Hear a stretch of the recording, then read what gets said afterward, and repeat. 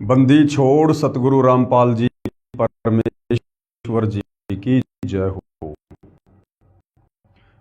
परम पिता परमात्मा सारी सृष्टि के रचनहार कुल मालिक असंख्यों के जगत तीन परवेश सब राजाधिराज आत्माधार नाथों के नाथ देव के देव महादेव सर्वेश्वर महेश्वर मृत्युंजय अजरो अमर आदि अनादि सनातनी प्रभु जगत पिता जगदीश्वर श्री श्री 1008 की उपाधि के वास्तविक अधिकारी अकाल मूरत सौद स्वरूपी राम वासुदेव सर्वगतम ब्रह्म परम पूज्य प्रथम पूज्य परम संत परम पुरुष परम धनी परम दयालु सत्य कबीर हक्का कबीर अल्लाहु कबीर अल्लाहु अकबर बाखबर अल्लाह ताला जगत के तारणहार जगत के मुक्तिदाता जगत के जगन्नाथ हारे के सहारे हिंदुओं के राम मुसलमानों के अल्लाह सिखों के वाहिगुरु ईसाइयों के मसीह दया के सागर दया निधि करुणा के सागर करुणा निधि स्वयंभू परिभू संकट मोचन कष्ट हरण मंगल करण दुख भंजन अविगत कबीर निर्विकार निर्विषम परमात्मा अलय अलेख सतगुरु आदि अनादि सतगुरु असली मर्यादा पुरुषोत्तम असली राम असली कृष्ण असली घनश्याम असली मुरारी राजाओं के राजा महाराजाओं के महाराजा शहंशाहों के शहंशाह सम्राटों के सम्राट भगवानों के भगवान अल्लाहों के अल्लाह प्रभुओं के प्रभु मसीहाओं के मसीह सच्चे वाहिगुरु बाबाओं के बाबा पीरों के पीर सेठों के सेठ जगत सेठ सावड़सा सेठ सर्वगुण संपन्न अनंत कोटि कलाओं के स्वामी अनंत कोटि ब्रह्मांडों के नायक योगियों में महायोगी ध्यानियों में महाध्यानी सिद्धों में परम सिद्ध ज्ञानियों में तत्व ज्ञानी ब्रह्म ज्ञानी महाज्ञानी परम ज्ञानी सर्वश्रेष्ठ ज्ञानी विज्ञानी युवा कबीर समर्थ कबीर असमवात अमित ओजा सच्चे रहनुमा करीम अल्लाह सुभान अल्लाह दुनिया के अंतिम पैगंबर 8 सितंबर 1951 से गांव धनाना जिला सोनीपत हरियाणा भारतवर्ष की पावन भूमि पे प्रकट रियल कल की भगवान श्री नारायण साकार हरि श्री बाबा साहेब नूर अनंत परमात्मा सच्चे दरवेश सच्चे बाखबर संत श्रोमणी सतगुरु रामपाल जी परमेश्वर जी के चरण कमल में साध संगति से जुड़े हुए आप और हम सभी भाई बहनों का अनंत कोटि दंडवत प्रणाम। सत्साई भाई और बहनों, बहुत बड़ी दया बहुत बड़ी मेहर पूज्य गुरुदेव भगवान की परमेश्वर रामपाल जी की, जिनके शुभ आशीर्वाद से विशेष आशीर्वाद से उन्हीं के कर कमल से लिखित पवित्र पुस्तक ज्ञान गंगा के ऊपर वीडियो बनाने की श्रृंखला जारी है। इसी श्रृंखला में आज हमारा ये तीसरे नंबर का वीडियो है। फिलहाल हम ज्ञान गंगा पुस्तक की भूमिका के ऊपर चल रहे हैं और भूमिका को समझना बहुत ही महत्वपूर्ण होता है, क्योंकि भूमिका को समझे बिना हम किसी भी पुस्तक को आगे नहीं समझ सकते। तो भाई और बहनों, अभी तक जो 2 वीडियो ज्ञान गंगा पुस्तक पर बन चुके हैं, आप जी यदि पहली बार ये वीडियो देख रहे हैं तो आपने पहले के 2 वीडियो भी अवश्य देखने चाहिए और सीरियल वाइज आपने प्रत्येक वीडियो को अवश्य देखना चाहिए। विशेषकर हिंदू समाज से जुड़े श्रद्धालु भगत भाई बहन, उनके लिए ये पवित्र पुस्तक ज्ञान गंगा किसी वरदान से कम नहीं है, क्योंकि जो ज्ञान हमें हमारे तत्व ज्ञानहीन धर्मगुरु सतयुग से लेकर वर्तमान समय तक नहीं दे पाए, वो समस्त शास्त्रों से प्रमाणित ज्ञान आप जी को इस पवित्र पुस्तक ज्ञान गंगा में पढ़ने को मिलेगा। और हमारी वो तमाम शंकाएं, वो भ्रमणाएं भक्ति और भगवान को लेकर जो हमारे मन में उठती चली आई हैं, जिनका समाधान आज तक कोई नहीं कर पाया, आपकी प्रत्येक शंका का समाधान इस पवित्र पुस्तक ज्ञान गंगा से होगा। भाई और बहनों, मुझे ये कहने में कोई अतिशयोक्ति नहीं है कि इस पवित्र पुस्तक ज्ञान गंगा को जिस महापुरुष ने अपने कर कमल से लिखा है, परमेश्वर रामपाल जी ने, इस ज्ञान गंगा पुस्तक को समझने में ब्रह्मा विष्णु महेश और अन्य देवी देवता भी सक्षम नहीं है। क्यों सक्षम नहीं है? क्योंकि जब तक आप सृष्टि रचना से परिचित नहीं होंगे तब तक आप किसी भी धर्म के किसी भी धर्म ग्रंथ को नहीं समझ सकते। आप आत्मज्ञान के विषय में, परमात्म ज्ञान के विषय में, भक्ति या भगवान के विषय में नहीं जान सकते। और सृष्टि रचना को समझने का सौभाग्य ब्रह्मा विष्णु महेश जी को प्राप्त नहीं है, क्योंकि परमपिता परमेश्वर कबीर साहिब की जब जब वे सतलोक से चलकर इस पृथ्वी लोक पर तत्वदर्शी संत के रूप में प्रकट होते हैं, तो ये दया वे केवल मानव शरीर प्राप्त आत्माओं पर ही करते हैं, क्योंकि इस पृथ्वी लोक को मुक्ति खेत भी कहा है।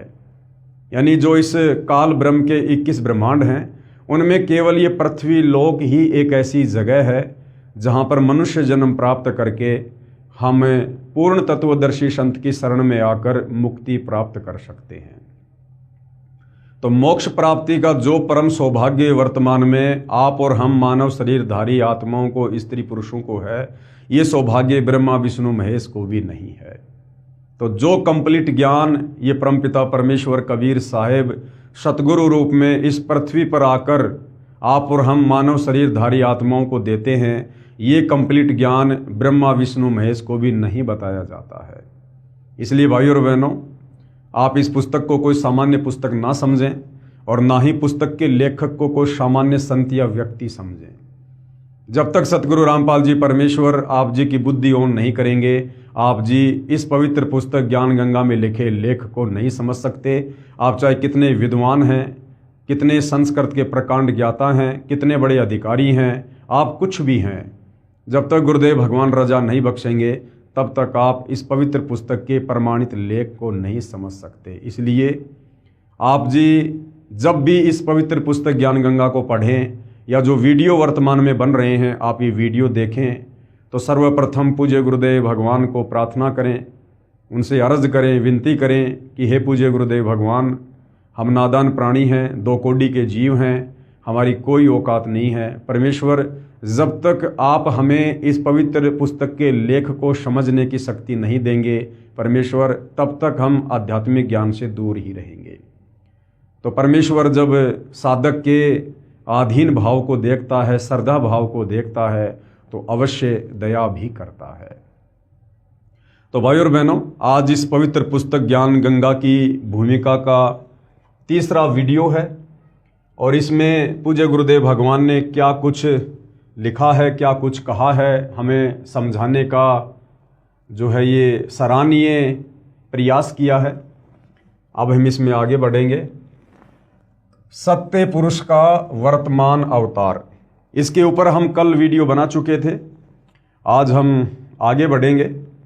आज का हमारा टॉपिक है अमेरिका की महिला भविष्यवक्ता फ्लोरेंस की महत्वपूर्ण भविष्यवाणी। अमेरिका की महिला भविष्यवक्ता फ्लोरेंस की महत्वपूर्ण भविष्यवाणी।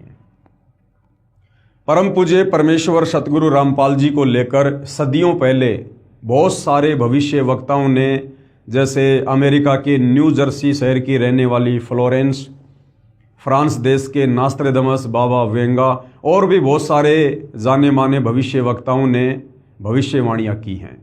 और उनकी भविष्यवाणियाँ जिस महापुरुष के ऊपर की गई हैं वो केवल सतगुरु रामपाल जी परमेश्वर जी के ऊपर ही खरी उतरती हैं।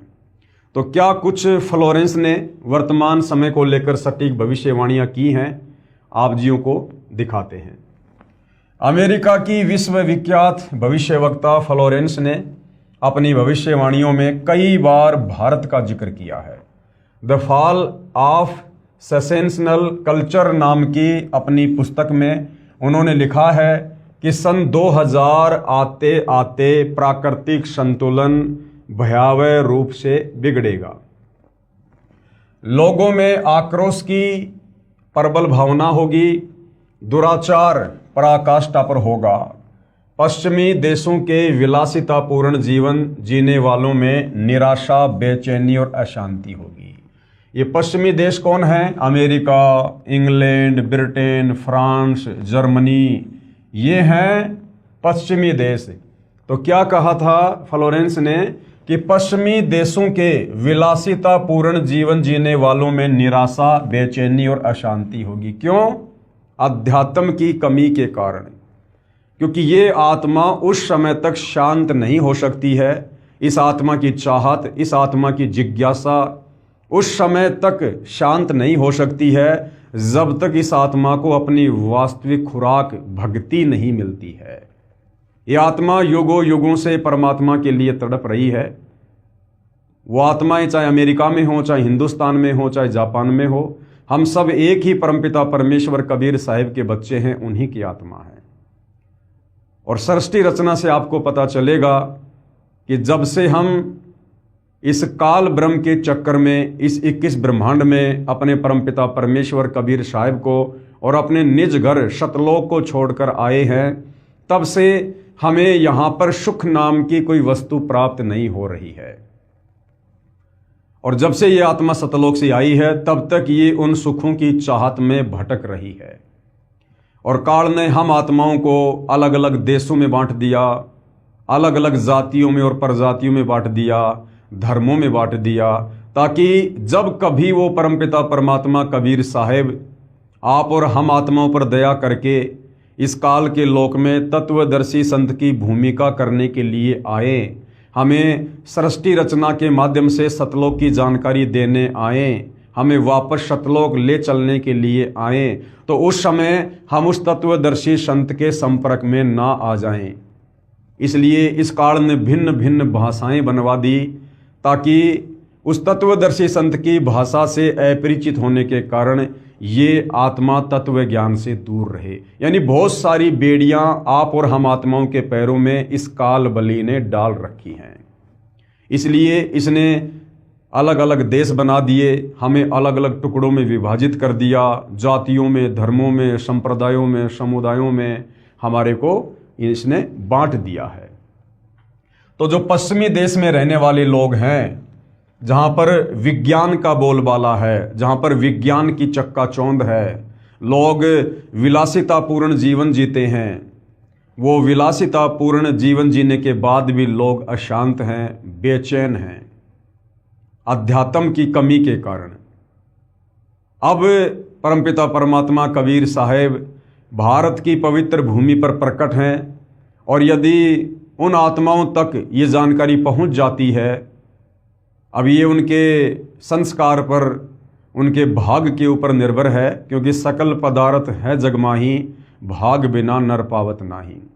अगर उन आत्माओं तक ये जानकारी पहुंच जाती है और किसी भी प्रकार से यदि वो आत्माएं परम संत सतगुरु रामपाल जी के संपर्क में आ जाती हैं, उपदेश प्राप्त कर लेती हैं, तब कहीं जाकर उन आत्माओं की वो बेचैनी और वो जिज्ञासा, वो अशांति शांत हो सकती है, अन्यथा दूसरा कोई तरीका नहीं है।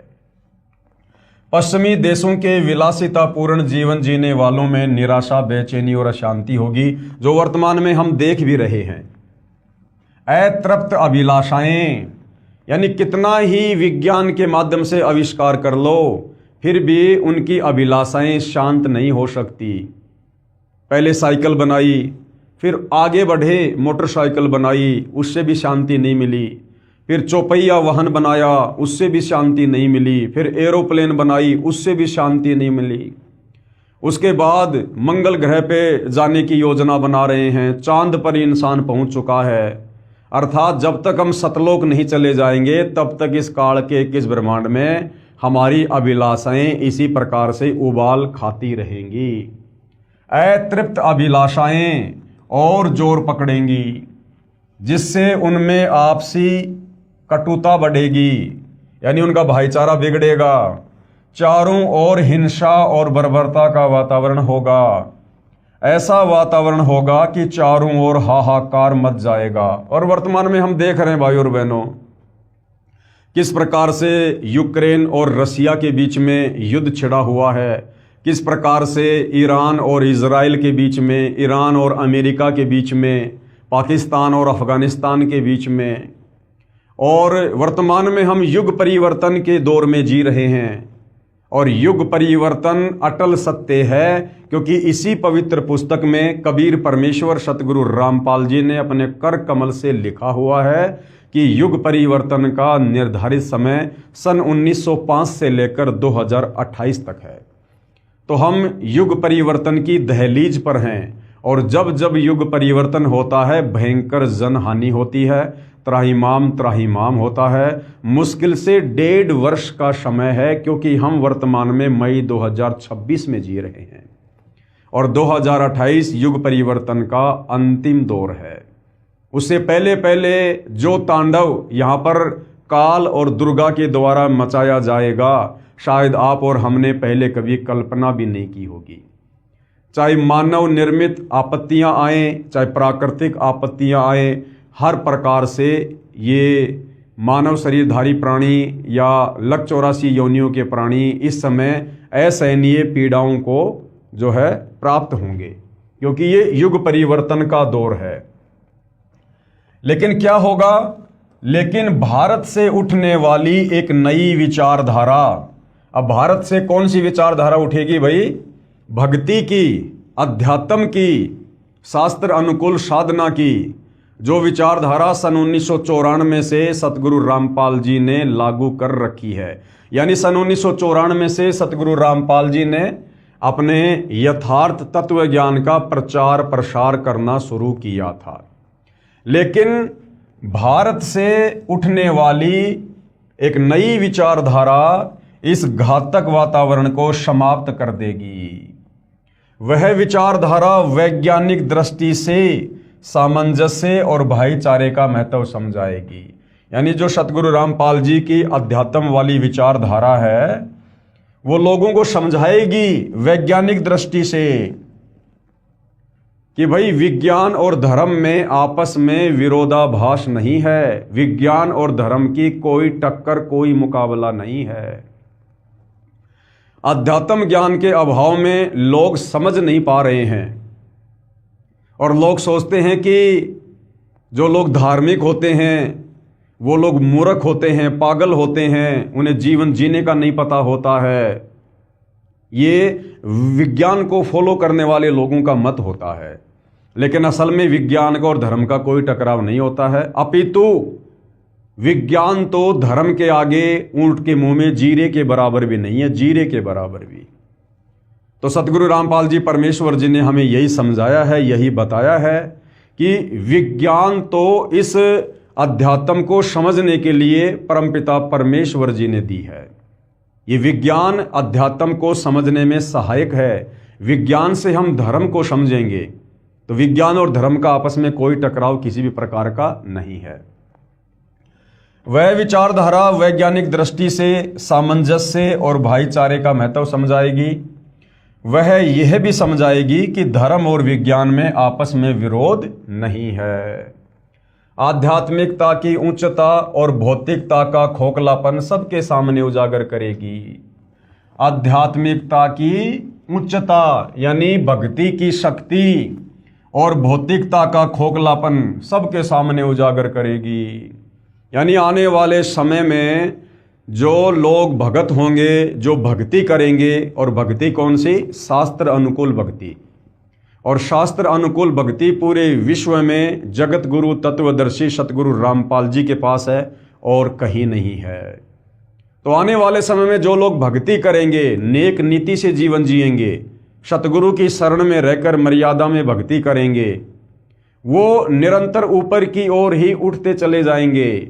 वो हर प्रकार की समस्याओं से, पीड़ाओं से, रोग से, कष्टों से, तीन ताप के दुख से दूर होंगे। और जो लोग विज्ञान को ही सब कुछ मानकर विलासितापूर्ण जीवन जी रहे हैं, उन लोगों के जीवन में आने वाले समय में कष्ट ही कष्ट होंगे। आध्यात्मिकता की उच्चता और भौतिकता का खोखलापन सबके सामने उजागर करेगी। मध्यम वर्ग उस विचारधारा से बहुत अधिक प्रभावित होगा। मध्यम वर्ग कौन है?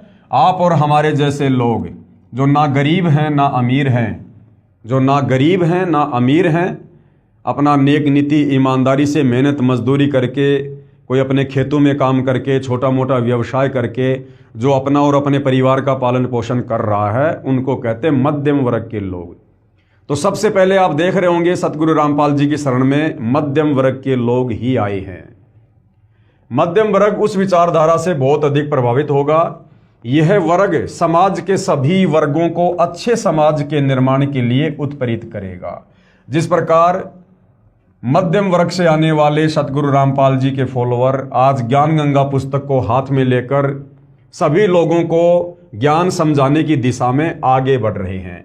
एक अच्छे और स्वच्छ समाज का निर्माण करने के लिए बीड़ा उठा रखा है ज्ञान आधार से। यह वर्ग समाज के सभी वर्गों को अच्छे समाज के निर्माण के लिए उत्प्रेरित करेगा। यह विचारधारा पूरे विश्व में चमत्कारी परिवर्तन लाएगी। यही सतगुरु रामपाल जी का ज्ञान, सतगुरु रामपाल जी के द्वारा दी गई शास्त्र अनुकूल सत भक्ति पूरे विश्व को बदल के रख देगी आने वाले समय में। आगे उस फ्लोरेंस ने क्या कहा, मुझे अपनी छठी अतीन्द्रिय शक्ति से यह एहसास हो रहा है कि इस विचारधारा को जन्म देने वाला वह महान संत भारत में जन्म ले चुका है। अब भाइयों और बहनों, ये जितने भी भविष्य वक्ता होते हैं इनको अध्यात्म के विषय में कोई विशेष जानकारी नहीं होती है। ये शास्त्र अनुकूल सत भक्ति से परिचित नहीं होते हैं। ये जो भी कुछ भविष्यवाणी करते हैं ये इनकी अपनी भक्ति कमाई होती है। जब इन्होंने कभी किसी जन्म में, जब इनको मनुष्य जन्म प्राप्त था स्त्री या पुरुष का, और इन्होंने तत्वदर्शी संत की शरण में आकर जैसी भी भक्ति की परंतु ये मोक्ष प्राप्त नहीं करवा पाए, तो उस समय की गई भक्ति के प्रतिफल में, उसके स्वरूप में आगे जब इनको मनुष्य जन्म मिलता है तो पूर्व जन्म की थोड़ी बहुत भक्ति इनके पास में शेष रह जाती है। उस भक्ति के आधार से इस प्रकार के जो ये दर्शन हैं, ये लोग इस प्रकार की भविष्यवाणियां जो है ये करते हैं। वैसे इनको अध्यात्म के विषय में कंप्लीट जानकारी नहीं होती है। मुझे अपनी छठी अतीन्द्रिय शक्ति से यह एहसास हो रहा है कि इस विचारधारा को जन्म देने वाला वह महान संत भारत में जन्म ले चुका है। हालांकि सतगुरु रामपाल जी, परमेश्वर जी, आप और हमारी तरह माँ के गर्भ से एक आम व्यक्ति की तरह जेर में लिपट कर माँ के गर्भ से बाहर नहीं आए हैं, और ना ये कबीर भगवान कभी माँ के गर्भ से जन्म लेता है, क्योंकि परमेश्वर जी की अपनी वाणी है, ना सतगुरु जननी जने जाके माना बाप, पिंड ब्रह्मंड से रहित है ना वहाँ तीनों ताप। अभी आप सतगुरु रामपाल जी के तत्व ज्ञान से अपरिचित हैं।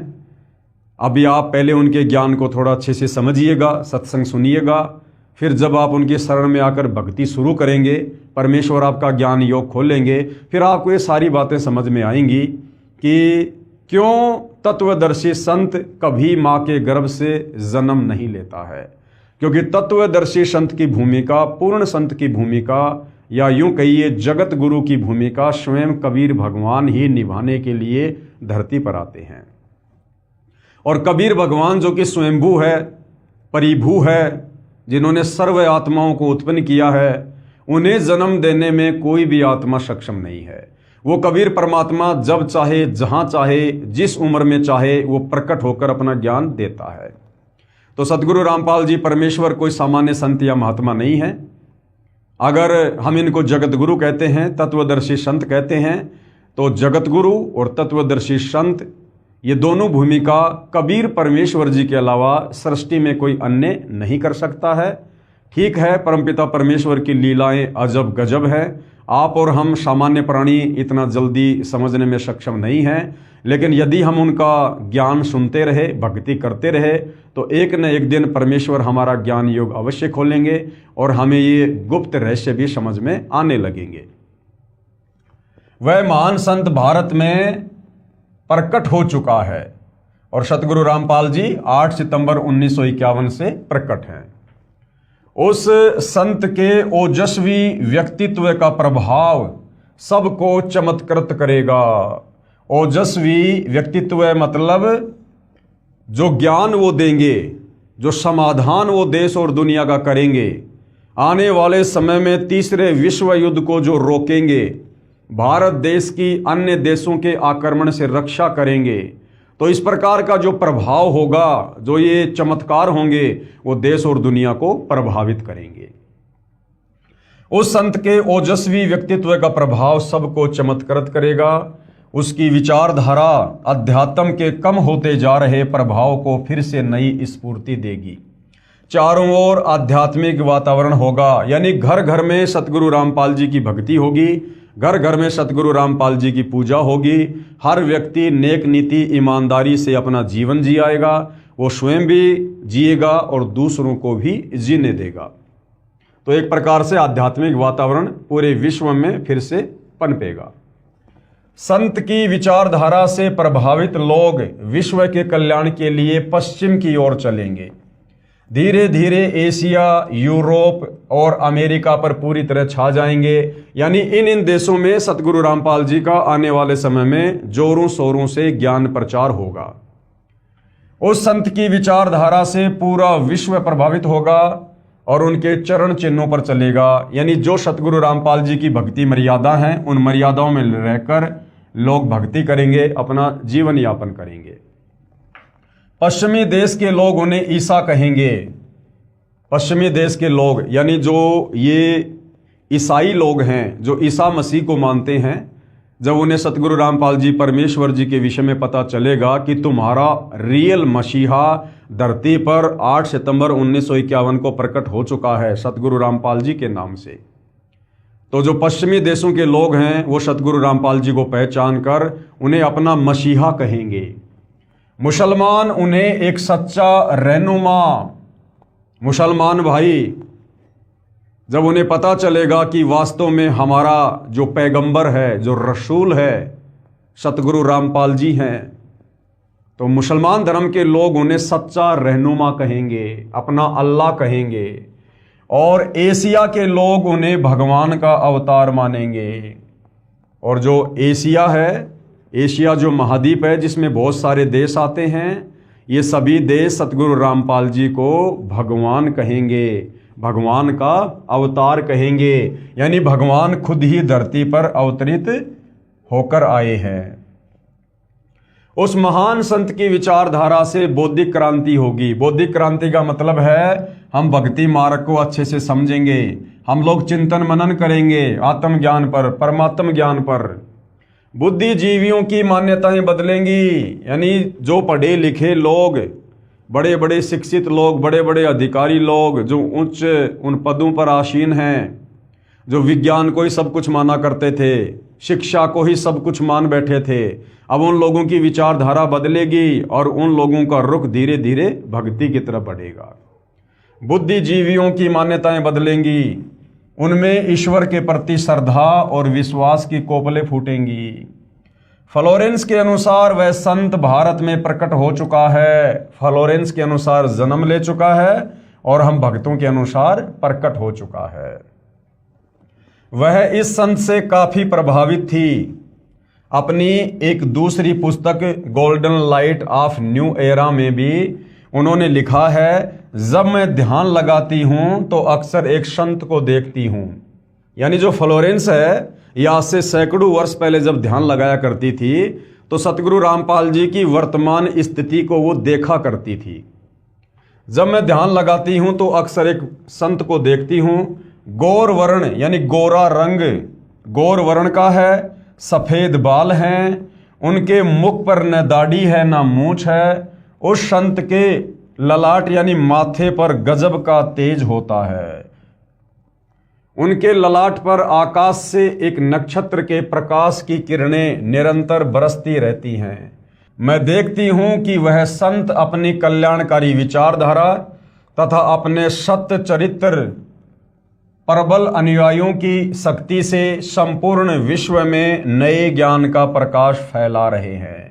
यानी वर्तमान में देश और दुनिया में जिस प्रकार से सतगुरु रामपाल जी का तेजी से प्रचार प्रसार हो रहा है, ये सत भक्ति मार्ग जो तेजी से बढ़ रहा है, इस समय को फ्लोरेंस जब ध्यान लगाती थी तो सैकड़ों वर्ष पहले वो देखा करती थी।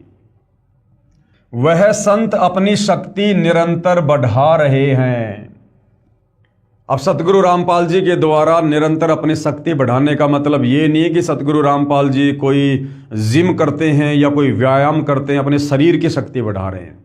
सतगुरु रामपाल जी तो सर्वशक्ति संपूर्ण हैं, इन्होंने अपनी शक्ति बढ़ाने की आवश्यकता नहीं है। यहाँ पर जिस शक्ति की बात फ्लोरेंस ने की है वो है आध्यात्मिक शक्ति।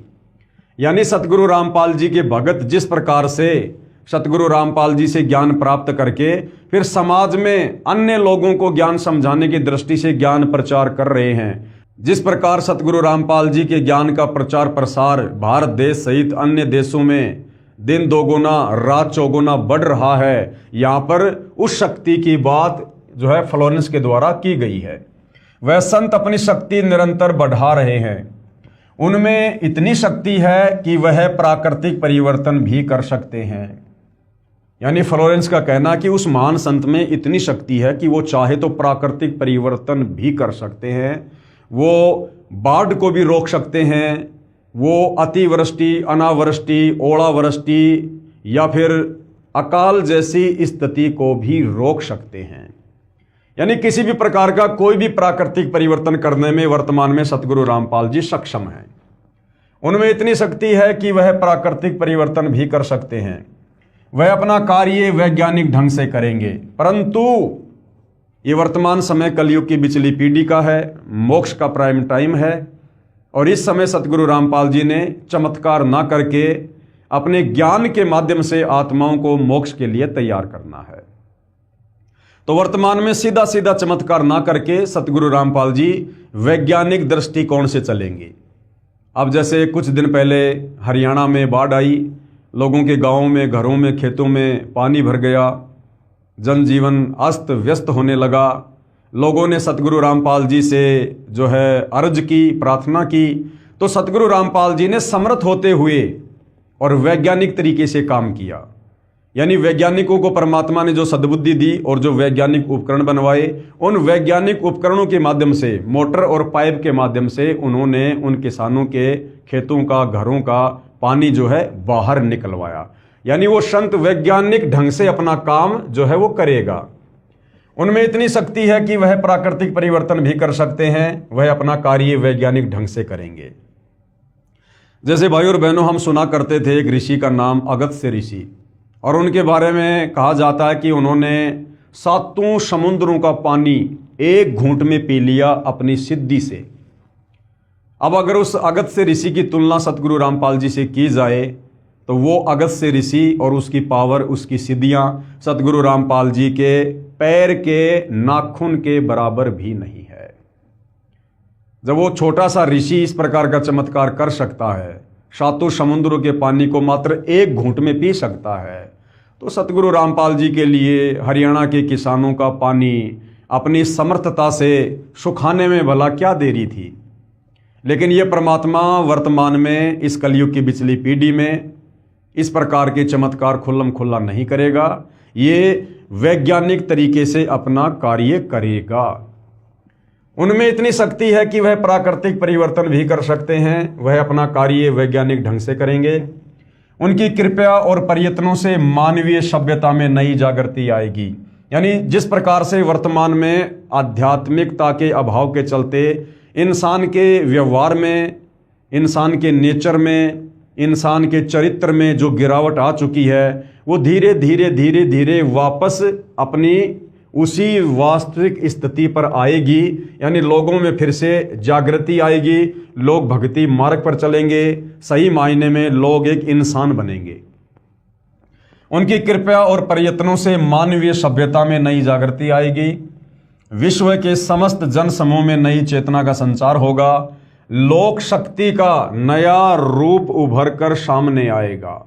लोक शक्ति का नया रूप, अब ये लोक शक्ति का नया रूप क्या है? यानी इस विश्व में यदि आने वाले समय में किसी महापुरुष को सबसे ज्यादा अगर समर्थन मिलेगा जनता का, तो केवल सतगुरु रामपाल जी को मिलेगा।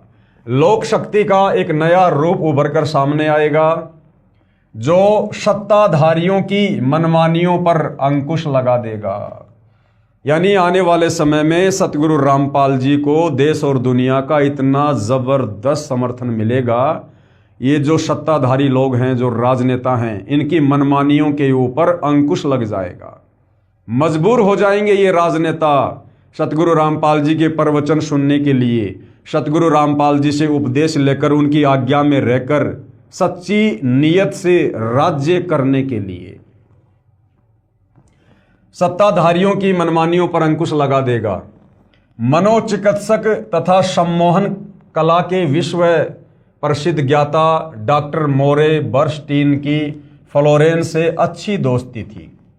एक बार फ्लोरेंस ने उनसे भी कहा था, डॉक्टर, वह समय बड़ी तेजी से नजदीक आ रहा है जब सत्ता लोलुप राजनेताओं की अपेक्षा आप जैसे समाज सेवकों की बातें समाज अधिक ध्यान से सुनेगा। 21वीं सदी के आते आते यानी सन 2000 के आते आते एक नई विचारधारा पूरे विश्व को प्रभावित करेगी। कौन सी विचारधारा? अध्यात्म की विचारधारा। सतगुरु रामपाल जी की भक्ति वाली विचारधारा पूरे विश्व को प्रभावित करेगी। हर राष्ट्र में सत्य चरित्र धार्मिक लोगों का संगठन लोगों के दिमाग में बैठी गलत मान्यताओं को बदल देगा। ये विचारधारा भारत से प्रस्फुटित होगी, यानी इस विचारधारा का जन्म भारत देश से होगा, वहीं से पूरे विश्व में फैलेगी। मैं उस पवित्र स्थान पर एक प्रचंड तपस्वी को देख रही हूं। यानी जो फ्लोरेंस थी वो सतगुरु रामपाल जी के विषय में कह रही है कि मैं उस पवित्र स्थान पर यानी सतलोक आश्रम बरवाड़ा उस बहन को उस समय अपनी ध्यान अवस्था में दिखाई दे रहा था, जहां बैठकर सतगुरु रामपाल जी देश और दुनिया को आध्यात्मिक ज्ञान दे रहे थे। मैं उस पवित्र स्थान पर एक प्रचंड तपस्वी को देख रही हूं जिसका तेज बड़ी तेजी से फैल रहा है, यानी उनका ज्ञान बड़ी तेजी से फैल रहा है। मनुष्य में सोए देवत्व को जगाने तथा धरती का स्वर्ग जैसा बनाने के लिए वह संत दिन रात प्रयत्न कर रहे हैं, सत्संग कर करके, अपने भक्तों के माध्यम से ज्ञान प्रचार करवा करवा के। एक पत्रकार ने सन 1964 में फ्लोरेंस से पूछा था कि क्या वह दुनिया का भविष्य बता सकती है, तो फ्लोरेंस ने इसके जवाब में कहा था, 1970 की शुरुआत व्यापक उथल पुथल के साथ होगी। 1989 1980 के बाद ऐसे ऐसे भूकंप आएंगे कि न्यू जर्सी का कुछ हिस्सा तथा यूरोप और एशिया के कई देशों के स्थान भूकंप से नष्ट हो जाएंगे, और इसकी प्रत्येक भविष्यवाणी आज तक सही सिद्ध हुई है। कुछ हिस्से जलमग्न भी हो जाएंगे। तीसरा विश्व युद्ध का आतंक सबके दिमाग में बैठ जाएगा। अब वो समय आ गया है भाइयों और बहनों, जिस प्रकार से एक देश दूसरे देश का दुश्मन बनकर बैठा है। दुनिया तीसरे विश्व युद्ध के मुहाने पर खड़ी है। लोगों के दिमाग में तीसरे विश्व युद्ध का आतंक बैठ चुका है। ये वर्तमान समय के लिए उसने ये भविष्यवाणी की है। तीसरे विश्व युद्ध का आतंक सबके दिमाग में बैठ जाएगा और वे इस युद्ध की तैयारी करेंगे। लेकिन भारतीय राजनेता अपने प्रभाव और बुद्धि से तीसरे विश्व युद्ध को टालने में सफल हो जाएंगे। लेकिन भारतीय राजनेता, अब ये राजनेता कौन होंगे? ये राजनेता वही होंगे जो सतगुरु रामपाल जी से उपदेश प्राप्त करके फिर सतगुरु रामपाल जी की नियम और मर्यादाओं में रहकर राज्य करेंगे, और सतगुरु रामपाल जी से सलाह मशवरा करके उनकी आज्ञा लेकर और उनके बताए अनुसार फिर वो राजनेता जो भगत ही होंगे वो तीसरे विश्व युद्ध को रोकने में सफल होंगे। लेकिन भारतीय राजनेता अपने प्रभाव और बुद्धि से तीसरे विश्व युद्ध को टालने में सफल हो जाएंगे। तीसरे विश्व युद्ध के शुरू होने तक भारत के शासन की बागडोर आध्यात्मिक प्रवृत्ति के लोगों के हाथ में होगी। तीसरा विश्व युद्ध जो अपने पीक टाइम पर होगा, उस समय जो भारतीय राजनीति में जो राजनेता होंगे, प्रधानमंत्री होगा, मुख्यमंत्री होगा, राष्ट्रपति होगा, ये सब सतगुरु रामपाल जी की शरण में होंगे। तीसरे विश्व युद्ध के शुरू होने तक भारत के शासन की बागडोर आध्यात्मिक प्रवृत्ति के लोगों के हाथ में होगी। इसलिए उनके प्रभाव से विश्व युद्ध टलेगा, उन राजनेताओं के प्रभाव से नहीं टलेगा। वो राजनेता केवल भगत होंगे, सतगुरु रामपाल जी जैसा भी दिशा निर्देश देंगे और सतगुरु रामपाल जी के आशीर्वाद से, उनकी शक्ति से वो विश्व युद्ध जो है वो टलेगा। वे शासक एक महान संत के ओजस्वी तथा क्रांतिकारी विचारधारा से प्रभावित होंगे, यानी वो सतगुरु रामपाल जी से उपदेश प्राप्त कर चुके होंगे। वे उस संत के प्रति उसी तरह समर्पित होंगे जैसे वाशिंगटन स्वतंत्रता एवं मानवता के प्रति समर्पित थे। वो राजनेता जो सतगुरु रामपाल जी से उपदेश प्राप्त करके राजनीति करेंगे धर्म नीति में रहकर, वे उस संत यानी सतगुरु रामपाल जी के प्रति उसी तरह समर्पित होंगे जैसे वाशिंगटन कौन था? अमेरिका का प्रथम राष्ट्रपति। जैसे वाशिंगटन स्वतंत्रता और मानवता के प्रति समर्पित थे। अमेरिका के शहर न्यू जर्सी की रहने वाली फ्लोरेंस सचमुच एक विलक्षण महिला थी। एक बार नेबेल नाम के व्यक्ति ने टीवी कार्यक्रम के दौरान उनसे बोला, आप भारत में जन्म ले चुके संत के बारे में तो अक्सर बताती रहती हैं, मैं अपने बारे में कुछ जानना चाहता हूं, बताइए। तो नेबेल के बारे में फ्लोरेंस ने क्या बताया? फ्लोरेंस ने उसके दाहिने हाथ को थाम लिया और बोली, आप बहुत जल्द किसी दूसरे राज्य से प्रसारण करेंगे। नेबेल एक प्रसारण सेवा के कर्मचारी थे। फ्लोरेंस की इस बात पर वह हंसने लगे। कुछ क्षण बाद बोले, आपने मुझसे ये अच्छा मजाक किया। यदि हमारी कंपनी के अधिकारी इस कार्यक्रम को देख रहे होंगे तो मैं दूसरे राज्य में जाऊं या नहीं, फिलहाल अपनी कंपनी से तुरंत निकाल दिया जाऊंगा। यानी ये बात जो यहाँ पर समझाई जा रही है, ये आप और हमें विश्वास दिलाने के लिए कि फ्लोरेंस की भविष्यवाणियां कितनी सटीक होती थी। कुछ ही मिनटों के बाद टीवी के कंट्रोल रूम का फोन घनघना उठा। फोन नेबेल के लिए था। उनकी कंपनी के जनरल मैनेजर उनसे बात करना चाहते थे।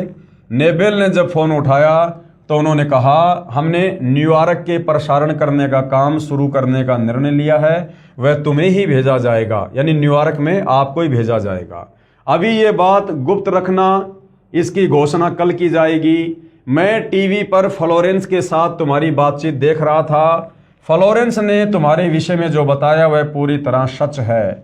आश्चर्य है कि उन्हें यह बात कैसे मालूम हो गई।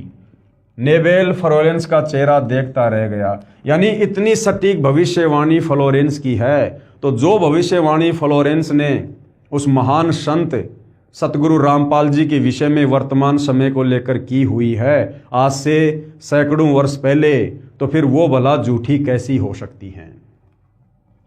कुछ पत्रकारों ने उनसे एक बार पूछा था कि वह भविष्य को कैसे देख लेती है तथा गायब व्यक्ति या वस्तुओं का पता कैसे लगा लेती है।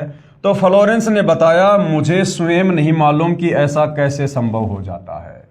दास ने आपको थोड़ी देर पहले बताया कि ये जितने भी भविष्य वक्ता हैं, ये जो भविष्यवाणियां करते हैं, ये जो भविष्य को देखते हैं ध्यान अवस्था में, इनके पूर्व जन्म की भक्ति कमाई होती है। उस भक्ति कमाई के चलते ये इस प्रकार के दर्शन भविष्य के कर लेते हैं।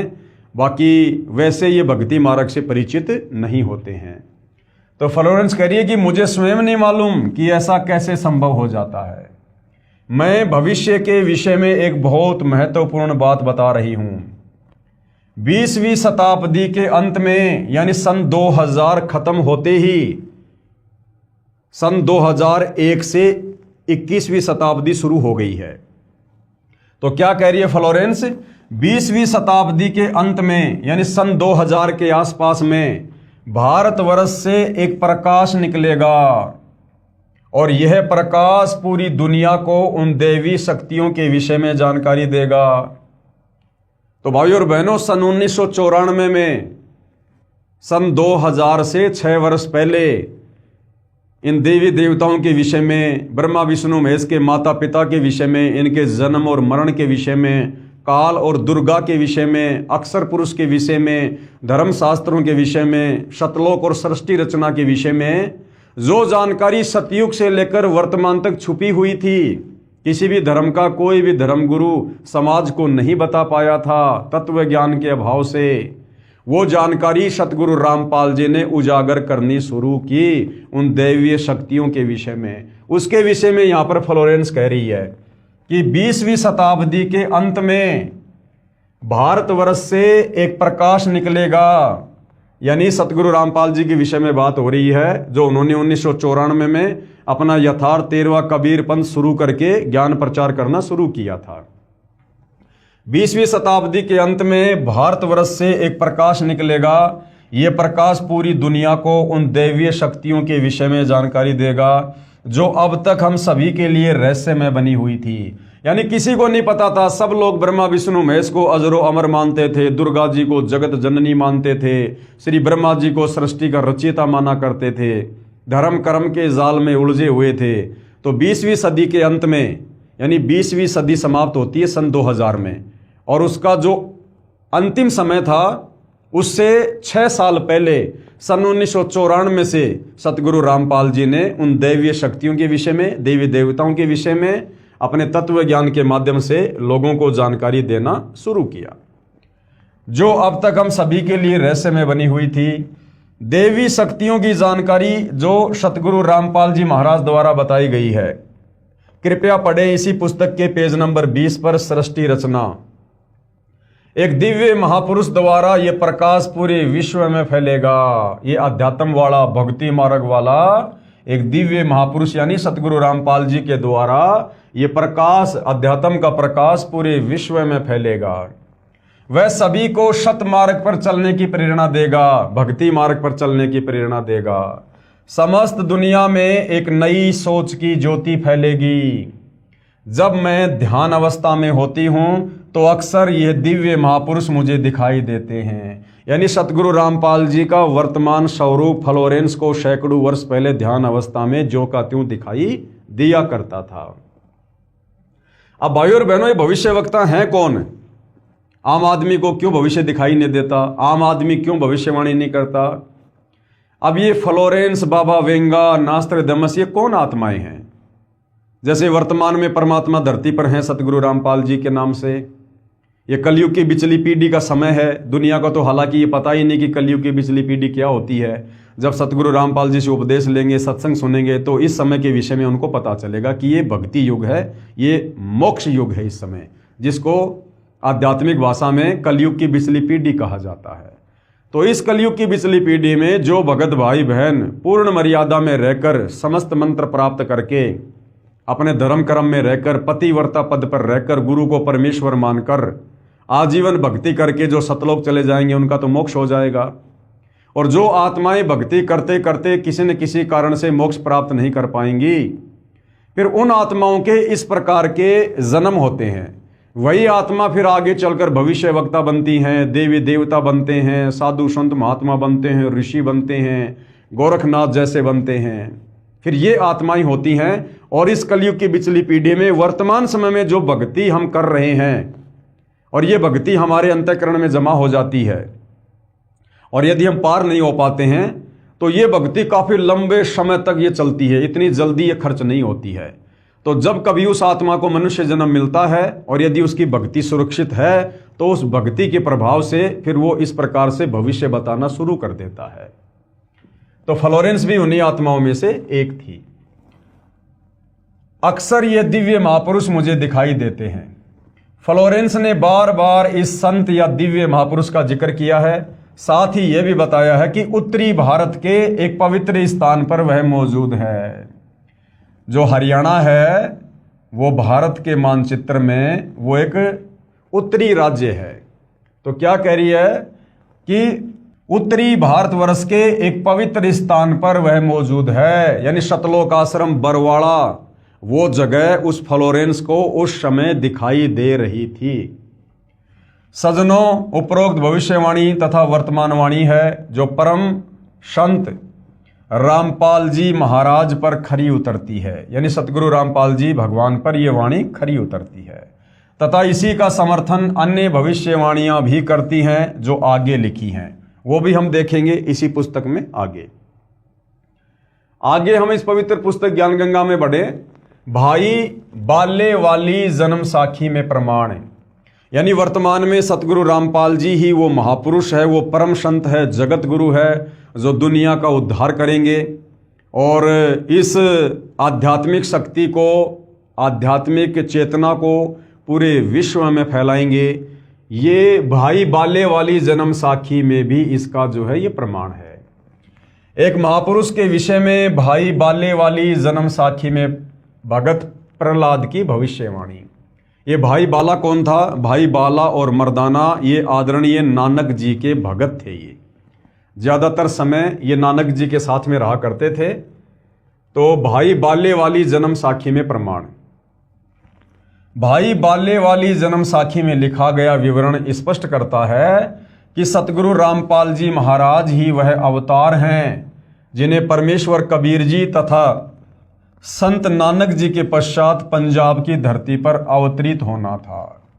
अवतरित होना था, एक होता है अवतार, एक होता है अवतरित होना।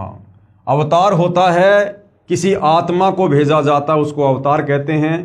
जैसे विष्णु लोक जी से जो आत्माएं यहाँ आती है, अवतार धारण करती हैं, उनको अवतार कहा जाता है। और अवतरित का मतलब होता है खुद वो मां शक्ति धरती पर प्रकट हो, उसको अवतरित होना कहते हैं।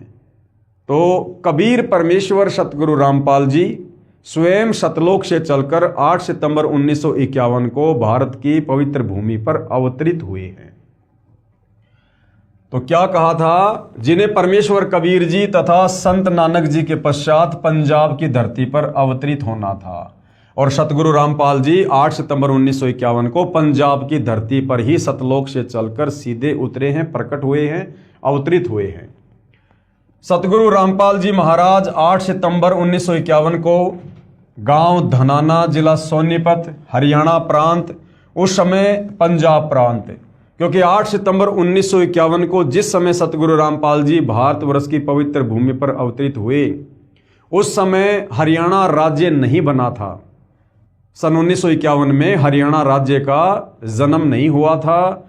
उस समय ये हरियाणा का क्षेत्र ये पंजाब के अंतर्गत था। 8 सितंबर 1951 को गांव धनाना, जिला सोनीपत, हरियाणा प्रांत, उस समय पंजाब प्रांत, भारत की पवित्र धरती पर श्री नंदराम जाट के घर जाट वर्ण में श्रीमती इंदिरा देवी के घर पर प्रकट हुए। हालांकि यहाँ पर लेखक के द्वारा लिखा है श्रीमती इंदिरा देवी की कोख से जन्मे, जबकि भाई और बहनों सतगुरु के विषय में परिभाषा है, परमेश्वर की अमरवाणी है, ना सतगुरु जननी जने, जननी यानी माँ और जने यानी पैदा होना। अगर कोई सतगुरु है वास्तव में तो सतगुरु केवल कबीर साहिब है। कबीर साहिब के अलावा इस धरती पर कोई सतगुरु की भूमिका कर ही नहीं सकता। और सतगुरु के विषय में क्या है? ना सतगुरु जननी जने, जाके माना बाप, पिंड ब्रह्मंड से रहित है, ना वहाँ तीनों ताप। तो जब आप इस अध्यात्म में धीरे धीरे धीरे धीरे आगे बढ़ेंगे, हमारी बुद्धि का विकास होगा, तो हमें सतगुरु की परिभाषा भी समझ में आएगी। फिलहाल आप जन्म लेना कह सकते हैं, क्योंकि फिलहाल आप जी अध्यात्म से अच्छे से परिचित नहीं हैं। लेकिन जब आप उपदेश लेकर इस ज्ञान की गहराई में जाओगे तो आपको सतगुरु की परिभाषा समझ में आने लगेगी। श्रीमती इंदिरा देवी के घर प्रकट हुए। इस विषय में जन्म साखी भाई बाले वाली हिंदी वाली में, जिसके प्रकाशक हैं भाई जवार सिंह, कृपाल सिंह एंड कंपनी पुस्तकां वाले, बाजार माई सेवा, अमृतसर पंजाब, तथा पंजाबी वाली के प्रकाशक हैं भाई जवार सिंह, कृपाल सिंह, पुस्तकां वाले गली 8 बाग, रामानंद, अमृतसर पंजाब। क्या लिखा इसमें? इसमें लिखा अमर लेख इस प्रकार है। एक समय भाई बाला तथा मर्दाना को साथ लेकर सतगुरु नानक देव जी भगत प्रहलाद जी के लोक में गए, जो पृथ्वी से कई लाख कोस दूर अंतरिक्ष में है। प्रहलाद ने कहा कि हे नानक जी, आपको परमात्मा ने दिव्य दृष्टि दी तथा कलयुग में बड़ा भगत बनाया है। आपका कलयुग में बहुत प्रताप होगा। यहाँ पर यानी मुझ प्रहलाद के लोक में पहले कबीर जी आए थे। भगत प्रहलाद बता रहा है नानक जी को कि आपसे पहले मेरे लोक में कबीर जी आए थे, या आज आप आए हो, एक और आएगा। सतगुरु रामपाल जी की तरफ संकेत है, एक और आएगा जो आप दोनों जैसा ही महापुरुष होगा। इन तीनों के अलावा यहां मेरे लोक में कोई नहीं आ सकता। भगत बहुत हो चुके हैं, आगे भी होंगे, परंतु यहां मेरे लोक में वही पहुंच सकता है जो इन जैसी महिमा वाला होगा, और कोई नहीं। इसलिए इन तीनों के अतिरिक्त यहां कोई नहीं आ सकता। मर्दाने ने पूछा कि हे भगत प्रहलाद जी, कबीर जी तो जुलाहा थे, यानी कबीर परमात्मा जब 650 साल पहले बनारस के काशी में आए तो जिन अच्छी आत्माओं को उन्होंने अपनी परवरिश के लिए निमित्त बनाया, नीरू और नीमा को, वो जुलाहे का कार्य किया करते थे। तो उस घर में परमेश्वर की लीला में परवरिश हुई, जिस कारण से आगे चलकर कबीर परमात्मा भी जुलाहा कहलाए। तो क्या कह रहे हैं मर्दाना जी, इसलिए इन तीनों के अतिरिक्त यहां कोई नहीं आ सकता। मर्दाने ने पूछा कि हे भगत प्रहलाद जी, कबीर जी तो जुलाहा थे, नानक जी खत्री हैं, वह तीसरा किस वर्ण यानी जाति से तथा किस धरती पर अवतरित होगा? भगत प्रहलाद ने कहा, भाई सुन, नानक जी के सचखंड जाने के सैकड़ों वर्ष पश्चात पंजाब की धरती पर और जाट वर्ण में जन्म लेगा, यानी अवतरित होगा, प्रकट होगा, तथा उसका प्रचार क्षेत्र बरवाला होगा। लेख समाप्त। अब यहां पर गुरुदेव भगवान कह रहे हैं, विवेचन कीजिए। सतगुरु रामपाल दास जी महाराज वही अवतार हैं जो अन्य परमाणु के साथ साथ जन्म साखी में लिखे वर्णन पर खरे उतरते हैं। जन्म साखी में 100 वर्ष के पश्चात लिखा है, यहां पर सैकड़ों वर्ष पश्चात कहा गया था, जिसको पंजाबी भाषा में लिखते समय 100 वर्ष ही लिख दिया गया। अब ये सारी बातें भाई और बहनों सतगुरु रामपाल जी क्यों कह रहे हैं कि भाई बाल्य वाली जन्म साखी में क्या लिखा गया, ऐसा क्यों लिखा गया, जबकि वहाँ पर ऐसा लिखा होना चाहिए था? क्योंकि सतगुरु रामपाल जी, अभी आपने देखा जब मर्दाने ने पूछा तो भगत प्रहलाद ने कहा कि वो जो तीसरा महापुरुष आएगा मेरे लोक में, वो नानक जी और कबीर जी जैसा ही होगा, उनके जितनी शक्ति वाला ही होगा। तो भाई कबीर जी तो अंतर्यामी थे, नानक जी भी सिद्धि युक्त थे, शक्ति युक्त थे, और वो तीसरा यानी सतगुरु रामपाल जी भी उनके जैसा ही होगा, उनकी महिमा भी उतनी होगी, उनकी शक्ति भी कबीर जी के जितनी होगी। तो सतगुरु रामपाल जी तो स्वयं कबीर जी ही हैं। तो जो सतगुरु रामपाल जी ने बताया, जो त्रुटि लोगों ने लिखते समय जन्म साखी में जो कर दी, लेख को ना समझ पाने के कारण, तत्व ज्ञान के अभाव में, उसको सतगुरु रामपाल जी ने शुद्ध किया है। यहां पर सैकड़ों वर्ष पश्चात कहा गया था, जिसको पंजाबी भाषा में लिखते समय 100 वर्ष ही लिख दिया, क्योंकि मर्दाना ने पूछा था कि वह कौन से युग में नजदीक ही आएगा। तब भगत प्रहलाद ने कहा कि श्री नानक जी के सैकड़ों वर्ष पश्चात कलयुग में ही वह संत जाट वर्ण में जन्म लेगा। इसलिए यहां 100 वर्ष के स्थान पर सैकड़ों वर्षों ही न्यायोचित है, तथा प्रचार क्षेत्र बरवाला के स्थान पर बटाला लिखा गया। इसके 2 कारण हो सकते हैं कि शहर बरवाला, जिला हिसार, हरियाणा उस समय पंजाब प्रांत में सुप्रसिद्ध नहीं था, तथा बटाला शहर पंजाब प्रांत में प्रसिद्ध था। लेखनकर्ता ने इस कारण से बरवाला के स्थान पर बटाला लिख दिया। दूसरा, प्रिंट करते समय बरवाले की जगह बटाले प्रिंट हो गया है। एक और विशेष विचारणीय पहलू है कि पंजाब के बटाला शहर में कोई भी जाट संत नहीं हुआ। अगर भगत प्रहलाद की इस बात को माने, जब मर्दाना ने पूछा कि वो कौन होगा, कहाँ आएगा, किस जाति में होगा, तो प्रहलाद जी ने कहा कि वो पंजाब की धरती पर होगा, जाट वर्ण में होगा, और उसका जो प्रचार प्रसार क्षेत्र होगा वो बटाला होगा। मान लो हम बटाला लेकर चलते हैं, तो भाई बटाला शहर में, पंजाब के बटाला शहर में तो आज तक कोई जाट संत हुआ ही नहीं है। तो यहाँ पर जो बटाला है, यहाँ पर बरवाला बोला गया था, जो लेखनकर्ता ने अपनी अज्ञानता कह लीजिए, क्योंकि उस समय बरवाला शहर इतना ज़्यादा सुप्रसिद्ध नहीं था, इसलिए उसने बटाला लिख दिया, लेकिन असल में ये क्या है, बरवाला। एक और विचारणीय पहलू है कि पंजाब के बटाला शहर में कोई भी जाट संत नहीं हुआ है जो इन महापुरुषों परमेश्वर कबीर देव जी व श्री नानक देव जी के समान महिमावान तथा इनके समान ज्ञानवान हुआ हो। इस आधार से तथा अन्य प्रमाणों के आधार से तथा इस जन्म साखी के आधार से स्पष्ट है कि वह तीसरे महापुरुष सतगुरु रामपाल जी महाराज हैं। कौन है वह तीसरा महापुरुष? परम संत सतगुरु रामपाल जी। अब देखो भाई और बहनों, बहुत सारी बातें हैं। आज हमें पता चल गया कि सतगुरु रामपाल जी स्वयं कबीर परमात्मा हैं, जानी जान है, अंतर्यामी है, सर्व ब्रह्मांडों के रचयिता हैं। और भगत प्रहलाद ने सतगुरु रामपाल जी की जो तुलना है वो नानक जी और जो है कबीर जी से की है कि वो जो तीसरा संत होगा वो भी इन दोनों के जैसा महिमावान होगा, शक्ति संपन्न होगा।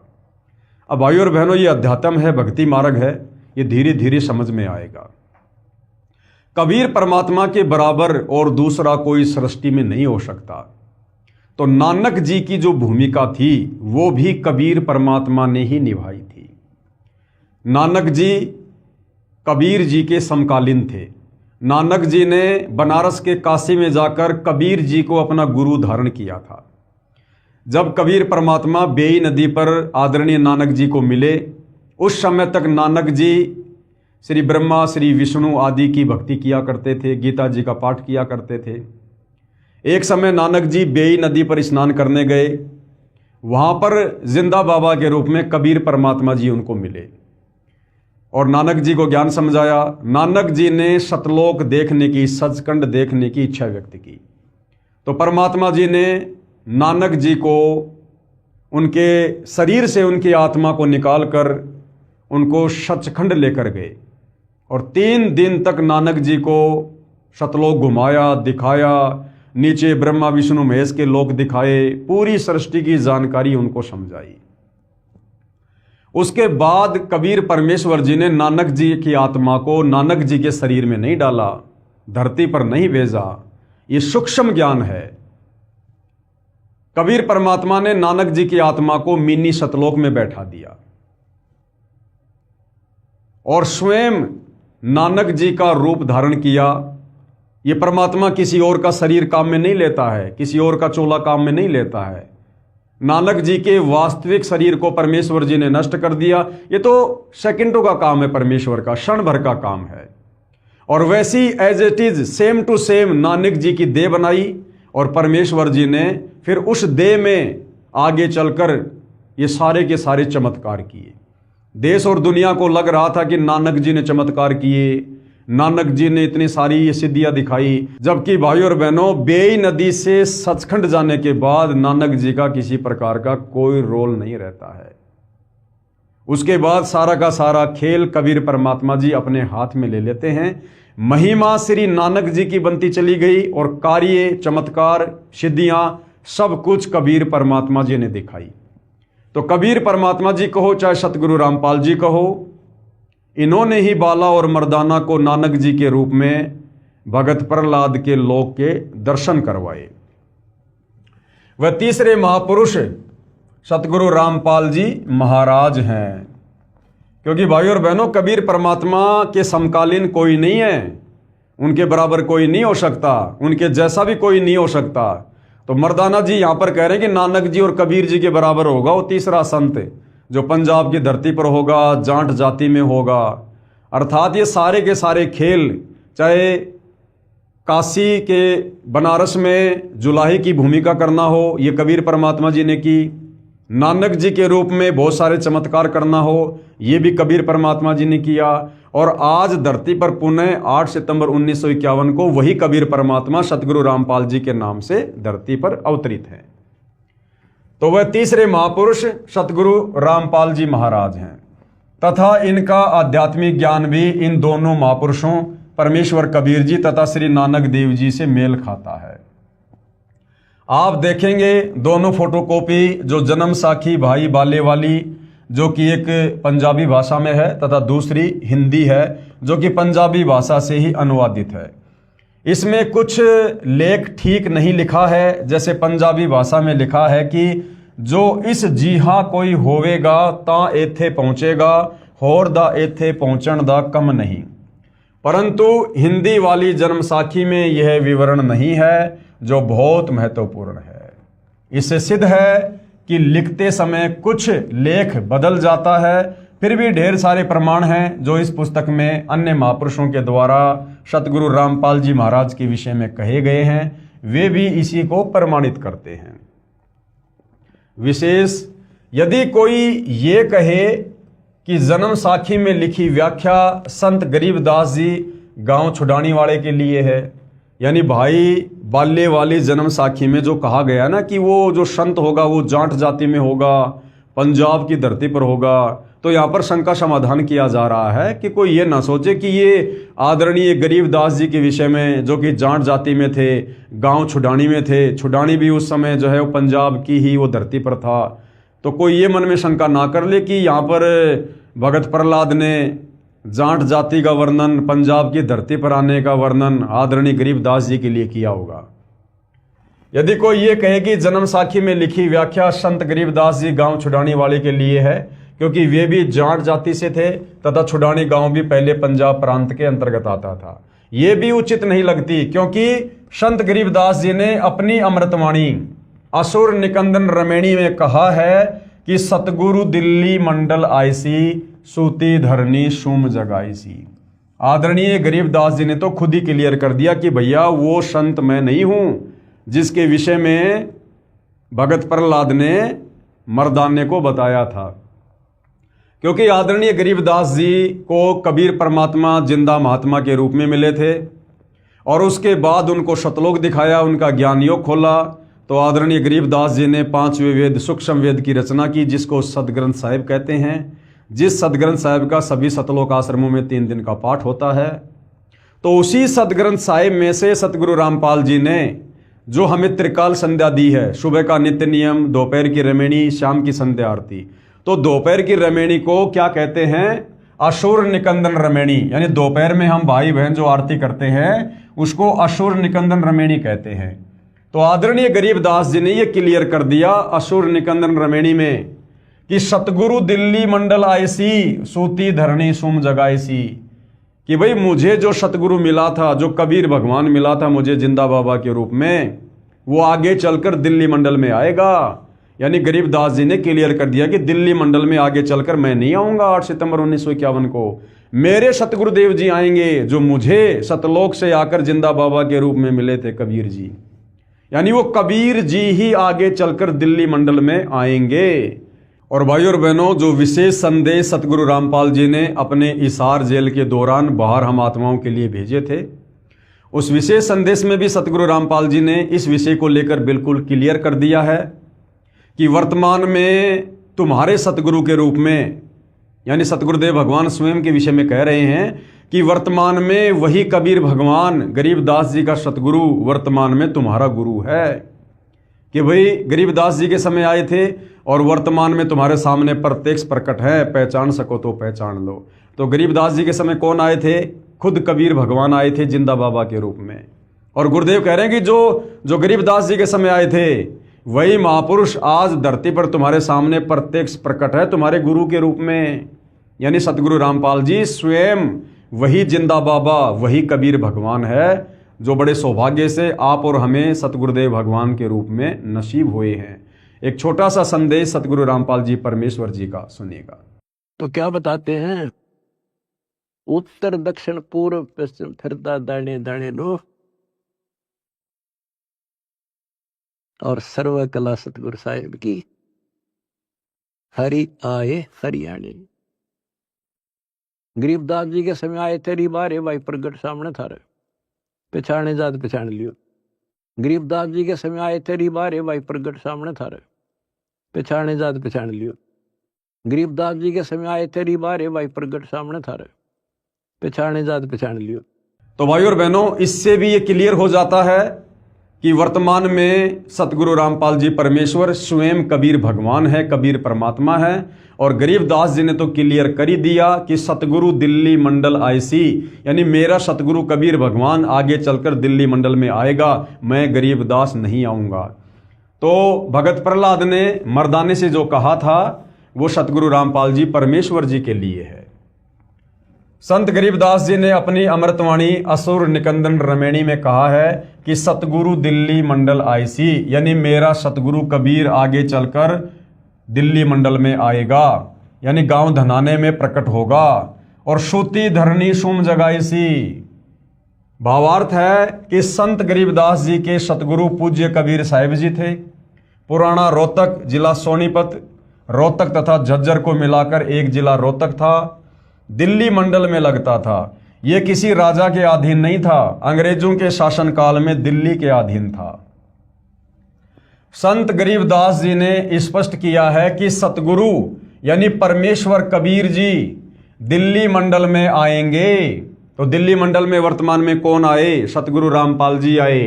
तो गरीबदास जी के सतगुरु यानी कबीर भगवान ही स्वयं 8 सितंबर 1951 को सतगुरु रामपाल जी के नाम से प्रकट हुए हैं। दिल्ली मंडल में आएंगे, भक्तिहीन प्राणियों को जगाएंगे, सूती धरनी सोम जगाईसी, और शत भक्ति कराएंगे। ध्यान रहे, कबीर सागर में काल के दूतों ने मिलावट करके सत्य को न जानकर अपनी अटकलबाजी से असत्य प्रमाण दिए हैं। उसका नाश करने के लिए परमेश्वर कबीर जी ने अपने अंश अवतार संत गरीबदास जी द्वारा यथार्थ ज्ञान प्रचार करवाया है, जो संत गरीबदास जी की अमृतवाणी रूप में है। इसी बात की पुष्टि कबीर सागर के संपादक कबीर पंथी श्री युगलानंद बिहारी जी की उस टिप्पणी से होती है जो उन्होंने अनुराग सागर तथा ज्ञान सागर की भूमिका में की है, और कहा है कि कबीर पंथियों ने ही कबीर पंथ के ग्रंथों का नाश कर रखा है। अपने अपने मत अनुसार फेर बदल करके अपने मत को जोड़ा है। मेरे पास अनुराग सागर तथा ज्ञान सागर की कई प्रतियां रखी हैं जिनमें से एक दूसरे से मेल नहीं खाती हैं। सतगुरु रामपाल जी महाराज का जन्म, लेखक के अनुसार जन्म, और जब ये ज्ञान समझ में आएगा तो उसके अनुसार अवतरण। सतगुरु रामपाल जी महाराज का अवतरण श्री नंदराम जाट के घर 8 सितंबर 1951 को गांव धनाना, जिला सोनीपत, उस समय जिला रोहतक में हुआ था, जो वर्तमान हरियाणा तथा पंजाब प्रांत मिलकर उस समय एक ही पंजाब प्रांत था। परमेश्वर कबीर जी ने भी कहा था कि जिस समय कलयुग 5500 वर्ष बीत चुका होगा, मैं गरीबदास वाले 12वें पंथ में आगे स्वयं आऊंगा। कबीर परमात्मा जी ने 650 साल पहले धर्मदास जी के माध्यम से कबीर सागर लिखवाया था, और जब धर्मदास जी काफी चिंतित हो गए थे कि हे परमात्मा, आपने मुझे तो सार नाम दे दिया लेकिन मेरे वंशजों को देने से मना कर दिया, तो ये कैसे पार होंगे? धर्मदास जी चिंतित हो गए। तो कबीर परमात्मा ने कहा कि धर्मदास तू चिंता ना कर, 5505 वर्ष जब कलयुग बीत जाएगा उस समय मैं खुद गरीबदास जी के 12वें पंथ में जाऊंगा आगे। यानी गरीबदास जी का 12वां पंथ चल चुका होगा, और जब वो पंथ समाप्त होने वाला होगा उस समय मैं खुद ही उस 12वें पंथ में जाऊंगा। 12वें पंथ हम ही चल आवें, सब पंथों को मिटाकर एक पंथ चलावें। तो आदरणीय गरीबदास जी के 12वें पंथ में आगे चलकर खुद कबीर भगवान ने ही आना था, और खुद कबीर भगवान सतगुरु रामपाल जी के नाम से आदरणीय गरीबदास जी के 12वें पंथ में ही आए, क्योंकि साध वचन पलटे नहीं, चाहे पलट जाए ब्रह्मांड। तो 17 फरवरी 1988 को सतगुरु रामपाल जी ने एक अच्छी आत्मा आदरणीय राम देवानंद जी को अपना मुंह बोला गुरु धारण किया, और 17 फरवरी 1988 को गरीबदास जी के 12वें पंथ में दीक्षा ली। सांसारिक दिखावे में दीक्षा ली, अन्यथा जगत गुरु को किसी से गुरु बनाकर दीक्षा लेने की आवश्यकता नहीं होती है। परमेश्वर कबीर जी ने भी कहा था कि जिस समय कलयुग 5500 वर्ष बीत चुका होगा, मैं गरीबदास वाले 12वें पंथ में आगे स्वयं आऊंगा। संत गरीबदास जी द्वारा मेरी यानी कबीर परमेश्वर की महिमा की वाणी प्रकट होगी, तथा गरीबदास वाले 12वें पंथ तक के साधक मुझे आधार बनाकर वाणी को समझने की कोशिश करेंगे, परंतु वाणी को न समझकर शतनाम तथा सारनाम से वंचित रहने के कारण असंख्य जन्म तक शतलोक प्राप्ति नहीं कर पाएंगे। यानी गरीबदास जी के पंथ में जितने भी समय तक गरीबदास जी का पंथ चला, तो गरीबदास जी के पंथ में जितने भी लोग नाम दीक्षा लेंगे, उपदेश प्राप्त करेंगे, वो लोग असंख्य जन्मों तक मोक्ष प्राप्त नहीं कर पाएंगे। उसी 12वें पंथ यानी गरीबदास जी वाले पंथ में, उसी 12वें पंथ गरीबदास जी वाले पंथ में मैं परमेश्वर कबीर जी ही स्वयं चलकर आऊंगा। इस विषय पर भाइयों और बहनों मैंने बहुत सारी वीडियो विस्तार से बना रखे हैं कि आदरणीय गरीबदास जी के 12वें पंथ में स्वयं कबीर परमात्मा ही सतगुरु रामपाल जी के नाम से आए हैं। बहुत सारे जो प्रमाण हैं गुरुदेव के सत्संगों से दास ने दिए हुए हैं। इस ज्ञानगंगा पुस्तक पर यदि हम विस्तार से बात करेंगे तो नए भगत भाई बहन लेख को नहीं समझ पाएंगे। इसलिए यदि आप सतगुरु रामपाल जी परमेश्वर जी से उपदेश प्राप्त हैं तो आप मुझदास के और भी बहुत सारे वीडियो सोशल मीडिया पर देख सकते हैं। इस विषय को लेकर आपको भली भांति समझ में आ जाएगा कि आदरणीय गरीबदास जी के 12वें पंथ में 17 फरवरी 1988 को कबीर परमात्मा यानी सतगुरु रामपाल जी ने आदरणीय रामदेवानंद जी से सांसारिक तौर पर दीक्षा लेकर उनको अपना मुंह बोला गुरु धारण करके उन्होंने जो है एंट्री की है, क्योंकि परमेश्वर की वाणी कभी गलत नहीं हो सकती है। उसी 12वें पंथ गरीबदास जी वाले पंथ में मैं परमेश्वर कबीर जी ही स्वयं चलकर आऊंगा। तब संत गरीबदास जी द्वारा प्रकट की गई वाणी को मैं कबीर परमेश्वर प्रकट होकर समझाऊंगा। तो सन 1994 से आदरणीय गरीबदास जी की वाणियों को सदग्रंथ साहिब को खोल खोल कर गांव गांव जाकर सत्संग करके कौन महापुरुष समझा रहे थे, सतगुरु रामपाल जी समझा रहे थे। और यहां पर आपको एक जो प्रमाण है और मिल गया है, संत गरीबदास जी द्वारा प्रकट की गई वाणी को मैं कबीर परमेश्वर क्या करूंगा, प्रकट होकर समझाऊंगा। मां के गर्भ से जन्म लेकर नहीं, प्रकट होकर समझाऊंगा। तो 8 सितंबर 1951 को सतगुरु रामपाल जी परमेश्वर आप और हम 2 कोटि के जीवों की चरम दृष्टि को धोखा देते हुए, काल को धोखा देते हुए, क्योंकि इस परमेश्वर को कबीर भगवान को वेदों में तस्करा कहा है।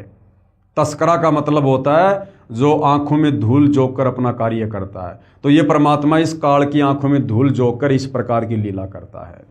आदरणीय नानक जी ने तो कबीर परमेश्वर जी को प्यार में ठग कहा है, जो काल को भी ठग लेता है और अपना ज्ञान प्रचार करके अपनी आत्माओं को शतलोक ले जाता है। तो ये परमेश्वर की अजब गजब लीला है भाइयों और बहनों। ये जब आप इस ज्ञान की गहराई में जाओगे, जब आपको सतगुरु रामपाल जी से जुड़ने के बाद काफ़ी समय हो जाएगा, 5-10 वर्ष, उसके बाद आपको ये बातें समझ में आने लगेंगी। तो क्या कहा गया है, उसी 12वें पंथ गरीबदास जी वाले पंथ में मैं यानी परमेश्वर कबीर ही स्वयं चलकर आऊंगा तथा संत गरीबदास जी द्वारा प्रकट की गई वाणी को मैं कबीर परमेश्वर प्रकट होकर समझाऊंगा। प्रकट होकर, इससे सिद्ध हुआ कि जन्म साखी में जिस जाट संत के विषय में कहा है, निर्विवाद रूप से वह सतगुरु रामपाल जी महाराज ही हैं।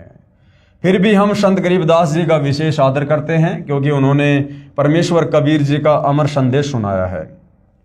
यदि कोई भ्रम उत्पन्न करे, ये दूसरी शंका है, यदि कोई भ्रम उत्पन्न करे कि 10 गुरु साहिबानों में से भी किसी की ओर संकेत हो सकता है कि भाई भगत प्रहलाद ने जो मर्दाना को कहा था कि वो जाट वर्ण में आएगा, पंजाब की धरती पर आएगा, तो कोई ये भ्रम पैदा ना करे कि वो 10 सिख गुरु साहिबानों की ओर संकेत है। जी नहीं, इसके लिए ध्यान रहे कि 10 सिख गुरु साहिबानों में से कोई भी जाट जाति से नहीं था। दूसरे सिख गुरु श्री अंगद देव जी खत्री थे, यानी नानक जी भी जाति से जो है वो खत्री थे, और दूसरे सिख गुरु श्री अंगद देव जी भी जो है वो खत्री थे। तीसरे श्री अमरदास जी भी जो है वो खत्री थे। चौथे गुरु श्री रामदास जी भी जो है वो खत्री थे, तथा 5वें गुरु श्री अर्जुन देव जी से लेकर 10वें तथा अंतिम श्री गुरु गोविंद सिंह जी तक श्री गुरु रामदास जी की संतान अर्थात खत्री ही थे। फिर भी हम सभी सिख गुरु साहिबानों का विशेष आदर करते हैं। यानी कहने का मतलब है, मर्दाना ने जो पूछा था, भगत प्रहलाद ने जो बताया था कि वो जाट वर्ण में होगा, पंजाब की धरती पर होगा, वो सतगुरु रामपाल जी परमेश्वर जी के विषय में है। सतगुरु रामपाल जी महाराज कहते हैं, जीव हमारी जाति है, मानव धर्म हमारा, हिंदू मुस्लिम सिख ईसाई धर्म नहीं कोई न्यारा। ये स्लोगन है, ये नारा है परमेश्वर रामपाल जी का कि जीव हमारी जाति है, अर्थात हमारे को भिन्न भिन्न जातियों में केवल इस काल ने यहां पर बांट रखा है। असल में हम सब की एक ही जाति है कि हम सब जीव हैं और हमारी किसी प्रकार की कोई औकात नहीं है, हम जीव हैं। और मानव धर्म हमारा, अर्थात मानवता से बढ़कर, इंसानियत से बढ़कर दूसरा कोई धर्म नहीं है। ये बाकी जितने भी धर्म हैं हजारों की संख्या में, मुख्य तौर पर हिंदू, मुस्लिम, सिख, ईसाई, जैनी, बौद्ध, यहूदी, फारसी, मंगोली, ये सब इस काल के द्वारा उत्पन्न किए गए हैं, काल के द्वारा बनवाए गए हैं। आप और हम परमेश्वर की आत्माओं को इस कलयुग के समय में आपस में जो है बांटने के मकसद से, क्योंकि इसी समय कबीर परमात्मा धरती पर तत्वदर्शी संत के रूप में प्रकट होते हैं, अपने ज्ञान का प्रचार करते हैं, आत्माओं को काल के जाल से मुक्त करवाकर सतलोक लेकर जाते हैं। और काल को ये बिल्कुल भी पसंद नहीं है कि कोई भी आत्मा उस तत्वदर्शी संत की शरण में आकर ज्ञान को समझकर सतलोक चली जाए, क्योंकि इस काल को प्रतिदिन 1 लाख मानव शरीरधारी जो है आत्माओं के सूक्ष्म शरीर में जो वासना होती है उसको खाने का श्राप लगा हुआ है, तो ये अपने भोजन को इतनी आसानी से नहीं जाने देता है। तो गुरुदेव भगवान ने हमें बताया है कि जीव हमारी जाति है और मानव धर्म हमारा, हिंदू मुस्लिम सिख ईसाई धर्म नहीं कोई न्यारा। परमेश्वर कबीर जी ने कहा है, जाति न पूछो संत की, पूछ लीजिए ज्ञान, मोल करो तलवार का, पड़ी रहने दो म्यान। कि संतों से हमेशा ज्ञान की बातें करनी चाहिए, जाति और धर्म की बातें नहीं करनी चाहिए। कृपया प्रमाण के लिए देखें फोटोकॉपी जन्म साखी पंजाबी, गुरुमुखी पंजाबी भाषा वाली तथा हिंदी वाली, दोनों में आप जी सहज में समझ सकते हो कि वास्तविकता क्या है। जन्म साखियों के प्रकाशक हैं भाई जवाहर सिंह कृपाल सिंह, अमृतसर पंजाब। कृपया देखिए फोटोकॉपी जन्म साखी भाई बाले वाली पंजाबी भाषा वाली के पेज नंबर 272 की। ये जो भाई बाले वाली जन्म साखी है जो पंजाबी भाषा में है, उसके पेज नंबर 272 पर यानी 272 पर ये लेख लिखा हुआ है। दास को तो पंजाबी भाषा आती नहीं है, आप जी देख सकते हैं। हम सीधा इसकी हिंदी वाले एडिशन पर चलेंगे। कृपया देखें फोटोकॉपी जन्म साखी भाई बाले वाली हिंदी वाली के पेज नंबर 305 पर। तो ये लेख यहाँ पर साफ साफ लिखा हुआ है, भाई बाले वाली पेज नंबर 305। तब भगत प्रहलाद ने कहा, हे नानक देव, आपको इस कलयुग में बड़ा भगत बनाया है। आपकी ही संगति से अनेकों प्राणियों का भला होगा और आपका अनंत प्रताप होगा। तब मर्दाने ने कहा, हे भगत प्रहलाद जी, आप भी तो परम भगत हैं तथा भगवान ने आपके लिए ही अवतार धारण किया था। मर्दाने ने क्या कहा प्रहलाद जी को कि आप भी तो परम भगत हैं तथा भगवान ने आपके लिए ही अवतार धारण किया था। यानी भगत प्रहलाद जी, आप भी तो त्रेता युग में महान भगत हुए हैं और भगवान ने नरसिंह अवतार आप ही के लिए तो धारण किया था। आप भी तो परम भगत हैं तथा भगवान ने आपके लिए ही अवतार धारण किया था। प्रहलाद जी ने कहा, हे भाई मर्दाना, इस स्थान पर या तो कबीर पहुंचा है और यह गुरु नानक आया है। यहां आना कोई आसान यानी कोई सुगम कार्य नहीं है। एक और महापुरुष होगा जो पहुंच सकेगा, यानी मेरे लोक में एक और महापुरुष होगा जो आ सकता है। मर्दाने ने कहा, हे भगतवर, वह पुरुष कौन और कब होगा? प्रहलाद ने उत्तर दिया, जब गुरु नानक देव यहाँ आएंगे तो इनके 100 वर्ष पश्चात, यहाँ पर सैकड़ों वर्ष था लेकिन लेखक ने यहाँ पर 100 वर्ष लिखा है जो गलत है। तो इनके सैकड़ों वर्ष पश्चात आएगा, अर्थात यहाँ केवल 3 आदमी ही आने हैं। ये आदमी जो शब्द है ये गलत है। ये किसी भी महापुरुष के लिए आदमी शब्द यूज नहीं किया जाता है। एक तो भगत कबीर अब देखो, जो भगत प्रहलाद है वो अपनी ज्ञानहीनता के चलते, अपनी अज्ञानता के चलते, तत्व ज्ञान ना होने के कारण, और परमात्मा जी को क्या कह रहा है? भगत। एक तो भगत कबीर और दूसरे श्री गुरु नानक देव जी, इनके पश्चात वह तीसरा आएगा। तब मर्दाने ने कहा, हे प्रहलाद जी, कबीर जी तो जुलाहा था और नानक देव जी खत्री हैं, परंतु वह तीसरा किस जाति का होगा? उत्तर में प्रहलाद जी ने कहा, हे मर्दाना, पंजाब की धरती, और वर्ण उसका जाट होगा। वर्ण क्या होगा? जाट होगा, जाट वर्ण में होगा। तथा नगर बटाला, ये बरवाला था भाई और बहनों, बटाला नहीं, तथा नगर बरवाला होगा। उस समय मर्दाना गुरु जी के चरण, फिर आगे लेख समाप्त हो जाता है। अब यहां पर किसी ने सवाल किया सतगुरु रामपाल जी के भक्तों से, प्रश्न, एक संस्कृत के विद्वान शास्त्री ने कहा कि आपके गुरु सतगुरु रामपाल जी महाराज संस्कृत नहीं पढ़े हैं। आप कहते हो कि उन्होंने श्रीमद् भगवद गीता का यथार्थ अनुवाद करके भक्तों को बताया है, यह कभी नहीं हो सकता। तो भगत ने क्या उत्तर दिया? सतगुरु रामपाल जी महाराज के भगत ने उत्तर दिया, शास्त्री जी, उसी को तो परमेश्वर का अवतार कहते हैं जो भाषा का ज्ञान ना होते हुए यथार्थ अनुवाद कर दे। क्योंकि परमेश्वर सर्वज्ञ है, सर्वज्ञ यानी सब कुछ जानने वाला, वो हर भाषाओं को जानता है। उन्हीं गुणों से युक्त उसका भेजा हुआ अवतार होता है। वह अवतार सतगुरु रामपाल जी महाराज जी हैं। जबकि इस ज्ञान की गहराई में जाने के बाद पता चलेगा कि सतगुरु रामपाल जी किसी के अवतार नहीं हैं। सतगुरु रामपाल जी स्वयं कबीर भगवान हैं, सर्वज्ञ हैं, और ये स्वयं ही सतलोक से अवतरित हुए हैं। आप तो केवल वेदों और गीता के अनुवाद से ही अचंभित हैं। सतगुरु रामपाल जी महाराज ने तो बाइबल तथा कुरान को यथार्थ रूप में बताया है, जिसे ईसाई धर्म के वर्तमान के फादर व पादरी तथा मुसलमान धर्म के मुल्ला व काजी भी नहीं समझ सके। तो भाइयों और बहनों, ये पवित्र पुस्तक ज्ञान गंगा, इस पवित्र पुस्तक ज्ञान गंगा में सर्व धर्म शास्त्रों से प्रमाणित यथार्थ ज्ञान है। आज से पहले हमने केवल अज्ञान ही सुना था। अज्ञानी धर्मगुरुओं की मनमुखी भक्ति वाली बातें, शास्त्रों वाली बातें हमने सुनी थी। अब जब हमारे सामने ये प्रमाणित ज्ञान आएगा तो आत्मा एकदम से तो स्वीकार नहीं करती है, लेकिन यदि हम थोड़ा सा धैर्य रखेंगे, थोड़ी रुचि लेंगे और परमपिता परमेश्वर जी से यदि हम अरदास करेंगे सद्बुद्धि की, तो भाई और बहनों, अवश्य हमें यह तत्व ज्ञान समझ में आएगा, जो तत्व ज्ञान हमारे ही धर्मशास्त्रों में था। लेकिन हमारे ज्ञानहीन काल प्रेरित धर्म गुरु हमें शास्त्रों से इस ज्ञान को निकाल कर नहीं दे पाए और हमें यथार्थ भक्ति और भगवान से दूर रखा, अपरिचित रखा, जिसका खामियाजा हम युगों युगों से भुगत रहे हैं। ना जाने कितनी बार हमने लख 84 योनियां भोगी हैं, कितनी बार हम स्वर्ग में गए, हम नरक में गए, असहनीय पीड़ाओं को भोगा, मोक्ष ना होने के चलते। क्योंकि शास्त्र विधि को त्याग कर शास्त्र विरुद्ध साधना करने के चलते, मनमुखी मंत्रों का जाप करने के चलते, ब्रह्मा विष्णु महेश काल दुर्गा या अन्य देवी देवताओं की भक्ति पूजा करने के चलते हमारा मोक्ष नहीं हो सकता है।